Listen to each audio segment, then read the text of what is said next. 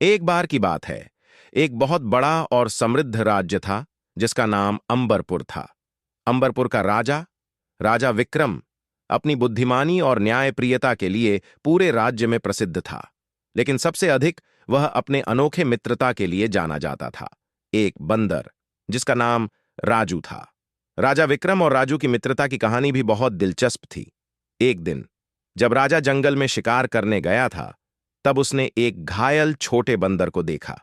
वह बंदर बुरी तरह से घायल था और उसके बचने की संभावना बहुत कम थी। राजा विक्रम का दिल पिघल गया और उसने उस बंदर को अपने महल में लाने का आदेश दिया। महल के वैद्यों ने बंदर का इलाज किया और धीरे धीरे वह स्वस्थ हो गया। राजा ने उस बंदर का नाम राजू रखा और उसे अपने साथ रहने की अनुमति दी। राजू, जो अब राजा का घनिष्ठ मित्र बन चुका था, राजा के साथ हर समय रहता था। वह राजा की हर छोटी बड़ी बात का ध्यान रखता और उसे खुश करने के लिए विभिन्न करतब दिखाता। राजा विक्रम ने राजू को इतना पसंद किया कि उसने उसे महल के अन्य सेवकों की तरह ही सम्मान और अधिकार दिए। समय बीतता गया और एक दिन राजा विक्रम के राज्य में एक नई समस्या खड़ी हो गई। पड़ोसी राज्य के राजा ने अंबरपुर पर आक्रमण करने की योजना बनाई। राजा विक्रम इस चुनौती के लिए तैयार था, लेकिन उसे नहीं पता था कि उसके महल के अंदर ही एक विश्वासघाती व्यक्ति था।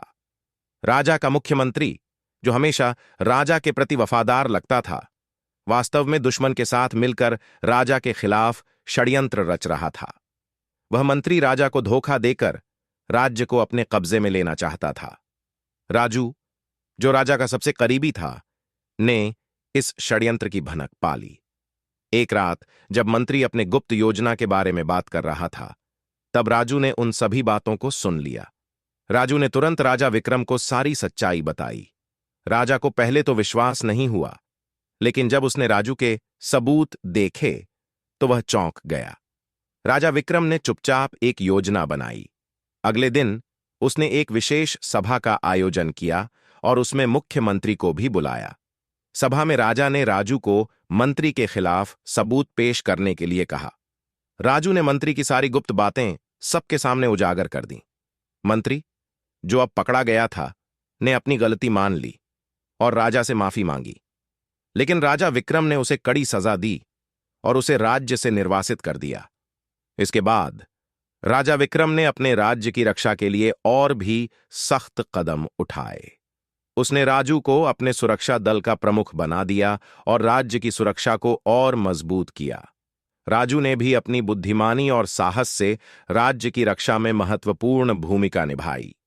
कुछ समय बाद पड़ोसी राज्य के राजा ने अंबरपुर पर हमला किया, लेकिन राजा विक्रम और राजू की मजबूत तैयारी के सामने दुश्मन टिक नहीं सका।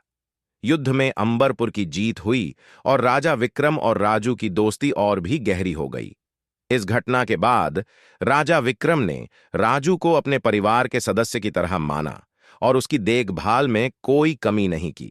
राजू भी राजा के प्रति अपनी वफादारी और प्रेम से कभी पीछे नहीं हटा। राजा विक्रम और राजू की यह अनोखी मित्रता और उनके साहसिक कारनामे हमेशा के लिए अंबरपुर के लोगों की यादों में बस गए।